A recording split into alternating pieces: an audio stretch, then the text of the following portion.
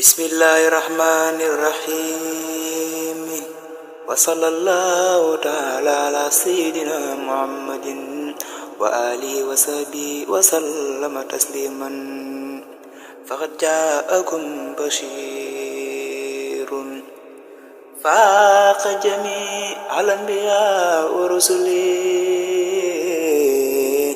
sayyiduna Ahmadu ibul mursalin.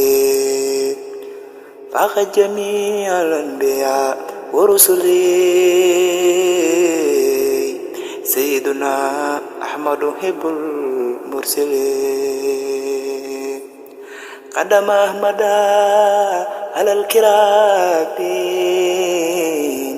musrin bihi lil kulli bihtirami. Darajatul habbi rasuli amada sayaratil aghyar ghurran humada. Jadal bi yawma alathu bi jawab lil ghurib fal kullu ajaba bi sawab. Ajaza kulla walidin wa walida ahmaduna allazi hula khalida.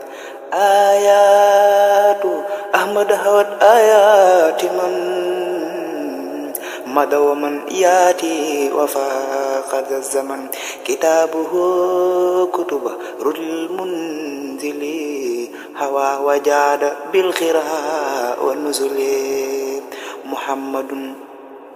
Muhammadun alayhi afdalu salam mukhaddamun bi khairi fi'lin wa kalam. Bidayatul ma'i nihayatul khiyar fadalu alal wara zul ikhtiyar.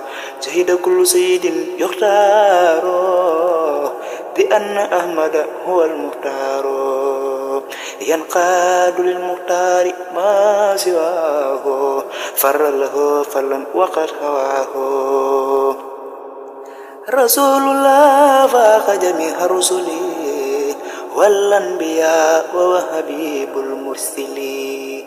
Rasuluna faqa jami'a rusuli wal anbiya wa huwa habibul mursili. Rasuluna faqa jami'a rusuli wal anbiya wa habibul